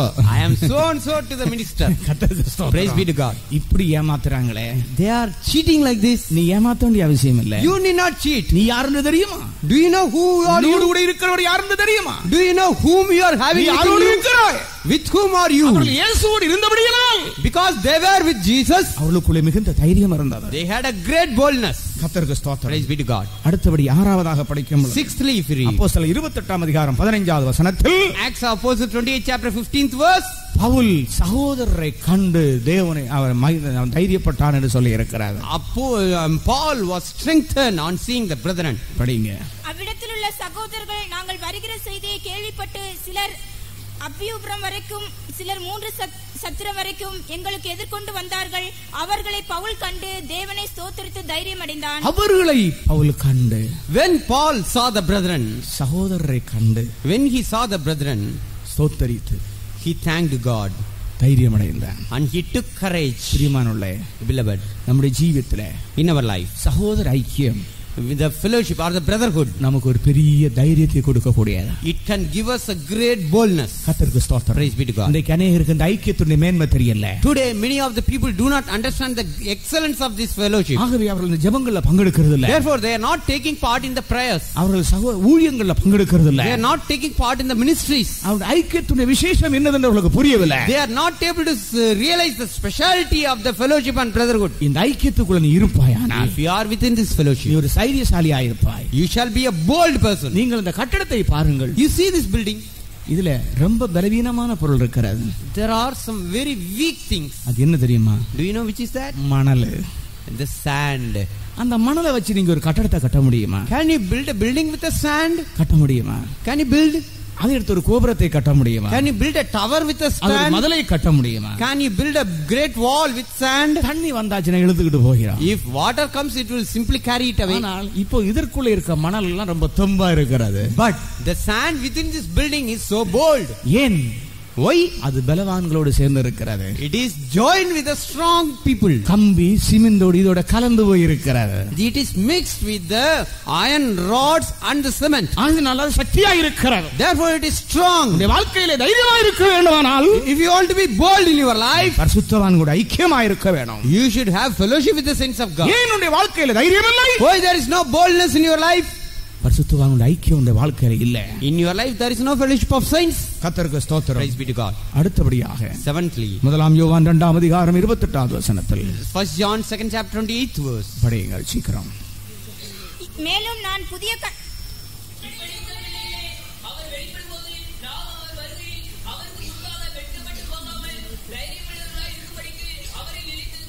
அவரிலே நிலைத்திருங்கள், தைரியமுள்ளவர்களாய் இருக்கும்படி. That we may have confidence, abide in him. இயேசுவோடு இருக்கிற ஒரு அனுபவம் உண்டு. There is an experience of being with Jesus, ஆனால் நிலைத்திருக்கிற ஒரு அனுபவம் உண்டு. but the experience of abiding in him is different. அவரை விட்டு பிரியாத ஒரு அனுபவம் இருக்கிறது. The experience of not at all departing from him. அப்படியானால் நமக்கு மிகுந்த தைரியம் இருக்கும். If it is so, we will have great courage. உங்கள் எத்தனை பேர் தைரியமுள்ளவர்களாய் இருக்கிறீர்கள்? How many of you are courageous? மிகுந்த பலனுக்கு ஏதுவான உங்கள் தைரியத்தை விட்டு விடாதிருங்கள். Cast not away therefore the confidence which is having a great recompense of reward. மனுஷருக்கு நேடுகிற சோதனைகள் உங்களுக்கு வரும். The trial that comes upon men will come upon you. உபத்திரவங்கள் உங்களுக்கு வரும். The afflictions may come upon you. கஷ்டங்கள் உங்களுக்கு உண்டாகும். The difficulties may come upon you. இந்த நேரத்திலே At such a time, இயேசுவின் இரத்தத்தில் உள்ள தைரியம், the boldness upon the blood of Jesus, இயேசுவின் நாமத்தில் உள்ள தைரியம், the boldness in the name of Jesus, குற்றமில்லாத மனசாட்சியிலே உண்டாயிருக்கிற தைரியம், the boldness that is on account of a blameless conscience, பொருளாசை இல்லாதனால் இருக்கிற தைரியம், the boldness because of having no covetousness, இயேசுவோடு கூட இருப்பதனால் இருக்கிற தைரியம், the boldness of being with Jesus, சகோதர ஐக்கியத்திலே இருக்கிற தைரியம், the boldness of the brotherhood, இயேசு கிறிஸ்துவோடு நிலைத்திருக்கிறபடியால் இருக்கிற தைரியம், the confidence that is because of abiding in Christ. இந்த பலனுக்கு ஏதுவான தைரியத்தை விட்டு விடாதிருங்கள். Cast not away therefore your confidence which hath great recompense of reward. தைரியத்தை சம்பாதியுங்கள். Earn the confidence. சிங்கம் போல இருப்போமாக. Let us be like lions. நீதிமான்கள் சிங்கத்தை போல தைரியமாய் இருப்பார்கள். The righteous shall be bold as a lion. நீ பாவத்துக்கு விரோதமாய் சிங்கத்தை போல இருப்பாயாக. You be like a lion against the sin. நீ தீமைக்கு விரோதமாய் சிங்கத்தை போல இருப்பாயாக. You be like a lion against the evil. உனக்கு ஒரு வியாதி இருக்கிறதா?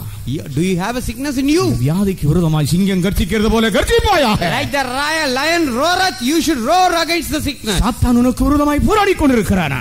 Is the Satan striving against you?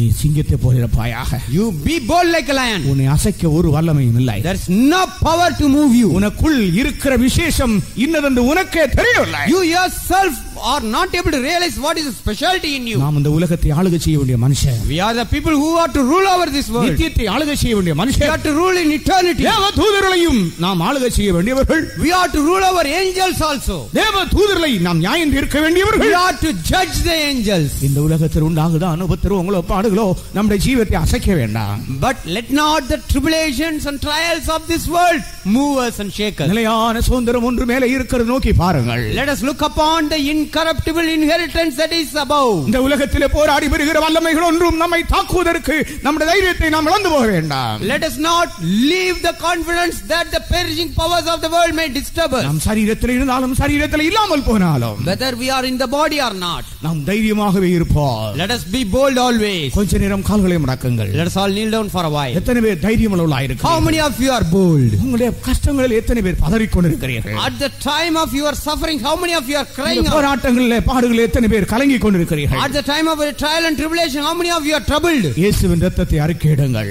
Confess the blood of Jesus. இயேசுவின் நாமத்தை அறிக்கையிடுங்கள். Confess the name of Jesus. உங்களுடைய மனசாட்சியை சுத்திகரியுங்கள். Cleanse your conscience. நீங்கள் இயேசுவோடு கூட இருங்கள். You be with Jesus. சகோதர ஐக்கியத்தில் நிலைத்திருங்கள். Keep the brotherhood. இயேசு கிறிஸ்துவில் நிலைத்திருங்கள். Abide in Jesus. பொருளாசை எனக்கு வேண்டாம் என்று சொல்லுங்கள். Say, I don't want this covetousness. இதோ பரிசுத்த ஆவியானவர் உனக்குள் ஒரு பெரிய தைரியத்தை உருவாக்குகிறார். No, behold, the Holy Ghost is creating a great confidence in you. நாம் எல்லாரும் பெரிய சிங்கங்களைப் போல இந்த உலகத்துக்கு எதிராய் நிற்க போகிறோம். We are all going to stand against this world as great lions. நான் அறிகிறேன். I know. உங்களையும் என்னையும் காணும்போது சாத்தானுடைய ராஜ்யம் நடுங்குகிறது. The kingdom of Satan is trembling on seeing you and me. அது நம்முடைய வெளித்தோற்றமான கண்களிலே காண முடியாது. That we cannot see with our outward eyes. நீ எதற்கும் பின்வாங்க வேண்டிய ஒரு நபர் அல்ல.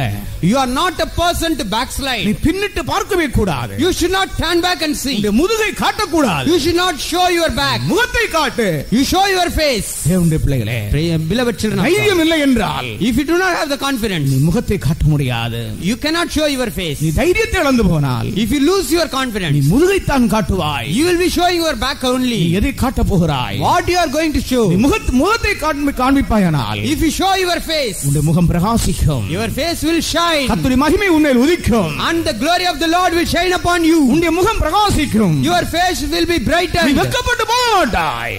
You will not be put to shame. எல்லாரும் கர்த்தருடைய முகத்தை நோக்கி Let பாருங்கள். us all look upon the countenance of the Lord. உபத்திரவங்களிலே முதுகு காட்டாதீர்கள். At the time of tribulation, don't show your back. பின்னிட்டு பாராதீர்கள். Do not turn back and see. தைரியமாய் நில்லுங்கள். Be bold and stand there. நிந்தைகளை கண்டு பயப்பட வேண்டாம். Do not be afraid on seeing the rebuke. மற்றவர்கள் உங்களை தவறாய் பேசட்டும், நீங்கள் பயப்பட வேண்டாம். Do not be afraid of others misunderstanding about you. தவறாய் புரிந்து கொள்ளட்டும், நீ கலங்க வேண்டாம். You need not be troubled when they speak wrongly about you. தவறாய் நடத்தட்டும், நீ அதை பொருட்படுத்த வேண்டாம். They may lead you in a wrong sense. You need not worry about that. நீ நீதி நிமித்தம் துன்பப்பட்டு கொண்டிருக்கலாம். You may be persecuted on account of righteousness. நீ அதை பற்றி கவலைப்படாதே. You need not worry about that. தைரியமாயிரு. Be bold. தைரியமாயிரு. Be bold. கர்த்தருடைய முகத்தை நோக்கி பார். Look upon the countenance of the Lord. உனக்கு சகாயம் வருகிறதை காண்கிறாய். You see the help cometh from கர்த்தருடைய there. முகத்தை நோக்கி பார். Look upon the face of the Lord. அங்கே இருந்து உனக்கு ஒத்தாசை வருகிறது. From there your help cometh. அங்கே இருந்து கர்த்தருடைய கரம் உனக்காய் நீட்டப்படுகிறது. From there the hand of the Lord is stretched forth. எல்லோரும் கர்த்தருடைய முகத்தை நோக்கி பார்ப்போமாக. Let us all look upon the face of the Lord. தைரியமாய் இருந்து கர்த்தர் நோக்கி பாருங்கள். Let us all stand boldly and look upon the face of the Lord. கிருபாசன தண்டையிலே தைரியமாய் வாருங்கள். Let us draw nigh boldly unto the throne of grace. கிருபாசன தண்டையிலே தைரியமாய் வாருங்கள். Let us draw nigh unto the throne of grace boldly. கர்த்தருடைய ஆவியானவர் நம்ம மேல் இறங்கிக் கொண்டிருக்கிறார். The Spirit of God is moving with us now. எல்லாரும் ஆண்டவரோடு நெருங்குங்கள். Let us all draw nigh unto the Lord. ஆண்டவரே, அநேக சந்தர்ப்பங்களில் நான் தைரியத்தை இழந்திருக்கிறேன். O Lord, under many circumstances I have lost my confidence. நான் என்னுடைய முகத்திலே வெட்கம் உண்டாயிருக்கிறது. There was shame upon my face. நான் திரும்பி பார்த்திருக்கிறேன். I had turned back and saw. மன்னியும் ஆண்டவரே. Oh Lord, forgive me. நான் திரும்பவே மாட்டேன். I will never turn back நான் anymore. என்னுடைய திசைக்கு நேரே ஓடுகிறேன். I will turn and run according to my direction.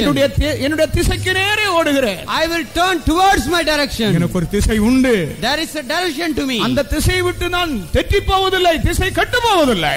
I will not go in any other direction. I will not go astray. பிரியமான தேவனுடைய பிள்ளையே, Beloved child of God, நீ திசை கெட்டு போகாதே.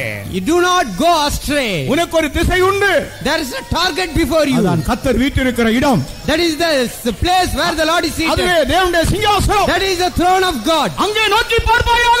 Look upon there. அப்பொழுது நீ தைரியமாய் இருப்பாய். Then you can stand boldly. நீ சிங்கத்தை போல் இருப்பாய். He can be bold like a நீ lion. அசையாத பர்வதம் போல் இருப்பாய். He can be unshakable mountain. நீ நன்றாய் இருப்பாய். He can be well. நீ அசையாமல் இருப்பாய். You will be unmoved. நீ சிரமாய் இருப்பாய். You will be safe. நீ உறுதியாய் இருப்பாய். You will be steadfast. நீ நிலைத்திருப்பாய். You will be forever.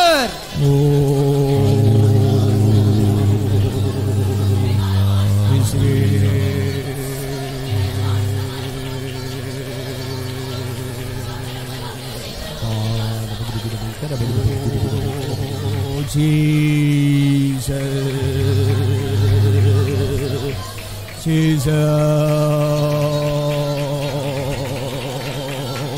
Hallelujah. Hallelujah. Rabalaka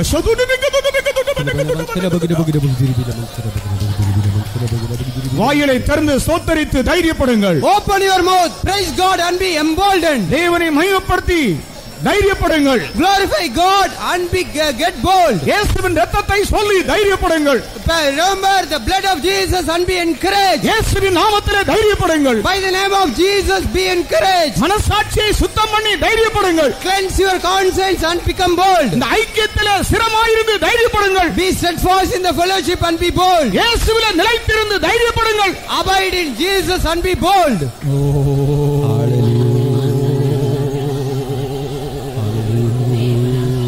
Hallelujah.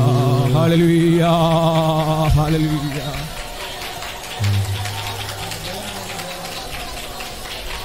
Hallelujah.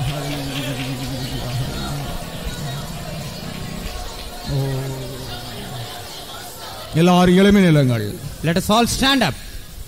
பாட்டு புத்தகத்திலே 18ஆம் பாட்டு. Let us sing the 18th hymn in the song book. நீங்கள் அதை படிக்கும் பொழுது கரங்களை அடித்து கர்த்தருக்குள்ள சந்தோஷப்பட்டு படிக்க வேண்டும். When you sing that song, you should clap your hands and rejoice in the Lord and sing that song. நீங்கள் இங்கே இருந்து போகும் பொழுது ஒரு மகா பராக்கிரமசாலியாய் போக வேண்டும். When you return from here, you should go back as a mighty man of valor. நீ உனக்குள்ளே கர்ச்சிக்க வேண்டும், யார் எனக்கு எதிராளி?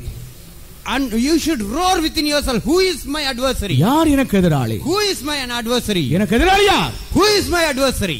என்கிற தைரியத்தோட நீ சவால் விட்டு கொண்டு போவாயாக. Challenging like that, with the boldness you should go back. உனக்கு முன் ஒரு யுத்தம் இருக்கிறது. There is a fight before you. உனக்கு முன் ஒரு யுத்தம் இருக்கிறது. There is a fight before you. இதிலே உனக்கு ஜெயம் நிச்சயம் உண்டு.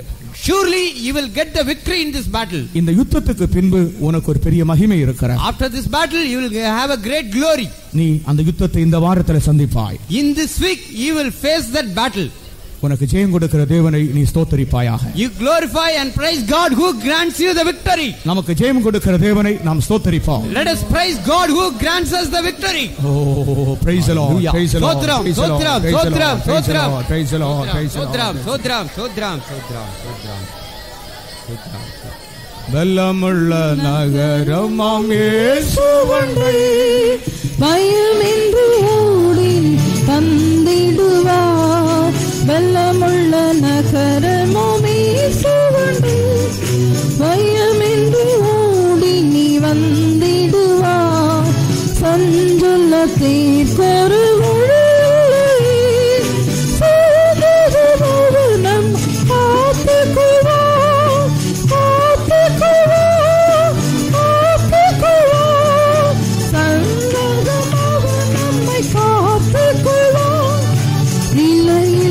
உலகத்தின் அலைகளோடு அலைந்திட பயனின் புதல்வனி நீ. நிலையில்லா உலகத்தின் அலைகளோடு அலைந்திட பயனின் புதல்வனி நீ. விசுவாச கப்பலில் சேதமாக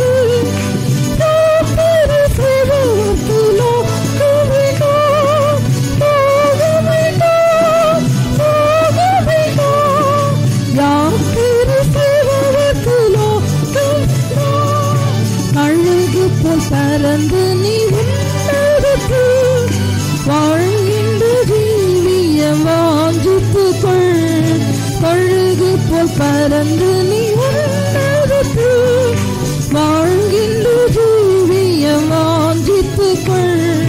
காத்திருந்தீடுகிலே தேடுவார் பெருக்கமுள்ள வெள்ளம் கொடுக்கு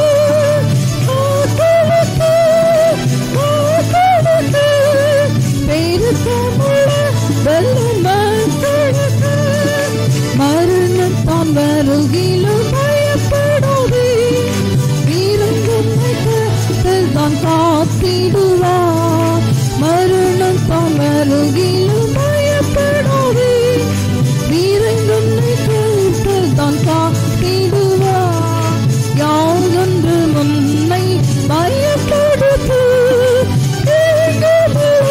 என்று விசுவாசிப்பார். விசுவாசிப்பார், விசுவாசிப்பார். எங்குமே என்று விசுவாசிப்பார்.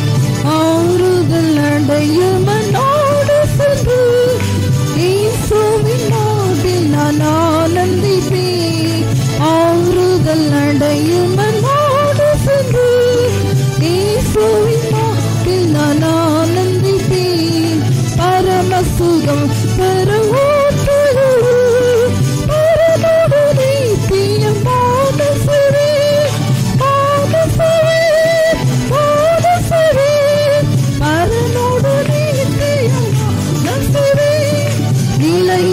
உலகத்தில்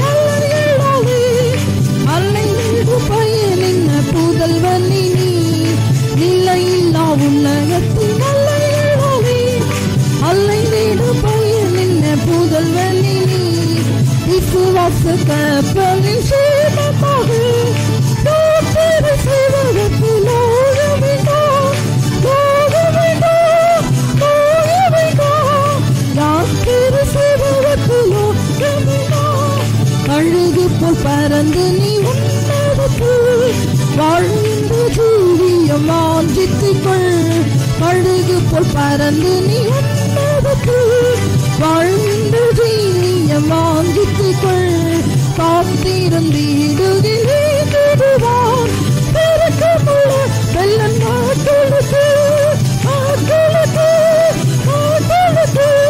பெருக்கமுள்ள வெள்ளன் நாட்களுக்கு. மரணத்தான் வருகிலும் பயப்படாதே, இறை நுண்ணை கர்த்தர் தான் காத்திடுவா. மரணத்தான் வருகிலும் பயப்படாதே, இறை நுண்ணை கர்த்தர் தான் காத்திடுவா. யாதொன்று முன்னை பயப்படுத்து என்று விசுவாசிப்பான் விசுவாசிப்பான் விசுவாசிப்பான் எங்குமில்லை என்று விசுவாசிப்பான். ஆறுதல் அடையும் நாடு சென்று இயேசுவின் மார்பில் நான் ஆனந்திப்பேன். ஆறுதல் அடையும் நாடு சென்று இயேசுவின் மார்பில் நான் ஆனந்திப்பேன். பரமசுகம் தரும் பரனுடைய மானசவே மானசவே மானசவே பரனுடைய மானசவே மானசவே மானசவே பரனுடைய மானசவே மானசவே மானசவே பரனுடைய மானசவே மானசவே மானசவே பரனுடைய மானசவே.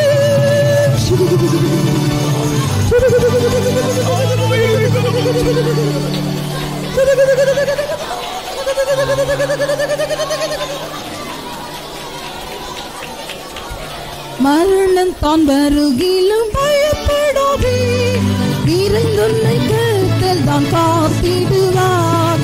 மரணம் தான் வருகிலும் பயப்படாதே, இறைந்துன்னை கர்த்தர் தான் காத்திடுவார்.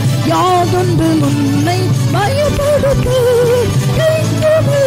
என்று விசுவாசிப்பார் விசுவாசிப்பார் விசுவாசிப்பார் எங்குமில்லை என்று விசுவாசிப்பார். மரணத்தான் வருகிலும் பயப்படாதே, இறைந்துன்னை கர்த்தர் தான் காத்திடுவார். மரணத்தான் வருகிலும் பயப்படாதே, இறைந்துன்னை கர்த்தர் தான் காத்திடுவார். யாதொன்று முன்னை பயப்படுத்து எங்குமில்லை என்று விசுவாசிப்பார் விசுவாசிப்பார் விசுவாசிப்பார் எங்குமில்லை என்று விசுவாசிப்பார் விசுவாசிப்பார் விசுவாசிப்பார் எங்குமில்லை என்று விசுவாசிப்பார்.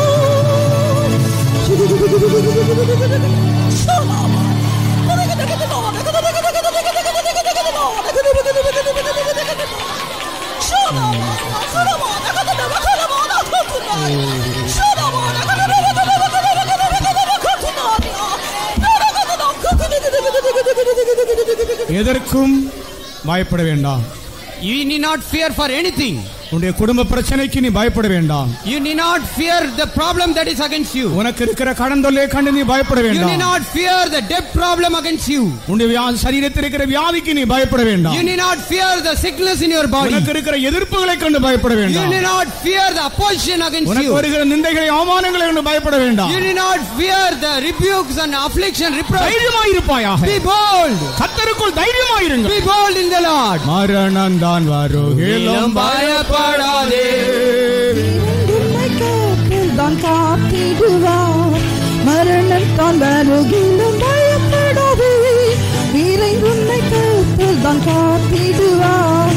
யாதொன்று முன்னை பயப்படுத்து எங்குமில்லை என்று விசுவாசிப்பார் விசுவாசிப்பார் விசுவாசிப்பார் எங்குமில்லை என்று விசுவாசிப்பார் விசுவாசிப்பார் விசுவாசிப்பார் எங்குமில்லை என்று விசுவாசிப்பார் விசுவாசிப்பார் விசுவாசிப்பார் எங்குமில்லை என்று விசுவாசிப்பார்.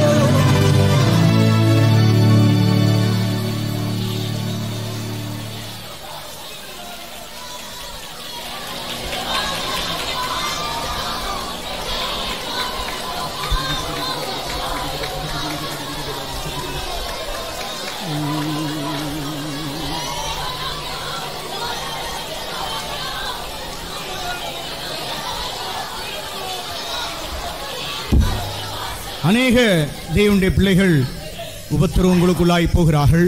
Many children of God are going through much afflictions. சத்துரு அநேகருக்கு விரோதமாக எழும்பி நின்று கொண்டிருக்கிறான். The adversary is standing against many people. ஆனால் இப்பொழுது அவன் முழுதும் சங்கரிக்கப்பட்டான். but he will be utterly destroyed now. இப்பொழுது அவன் முழுவதும் சங்கரிக்கப்பட்டான். Now he is going to be utterly destroyed. கர்த்தர் உன்னுடைய வாழ்க்கையிலே பெரிய விடுதலையை கொடுத்திருக்கிறார். The Lord has granted you a great deliverance in your life. கர்த்தர் தம்முடைய வாழ்க்கையிலே ஒரு ஜெயத்தை தந்திருக்கிறார். God has granted you a great victory in your life.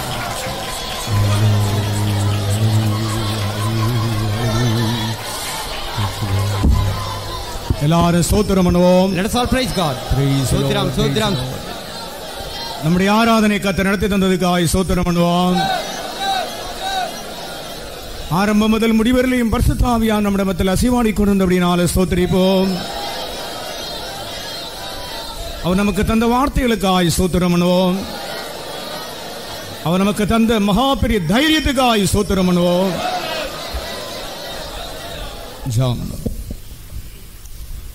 கர்த்தாவே உம்மை துதிக்கிறோம் சுவாமி. நீர் எங்களுக்கு கர்த்தாவே நல்லவரும் போதுமானவருமாய் இம்மட்டும் நடத்தி வந்த வழிகளுக்காக ஸ்தோத்திரம்.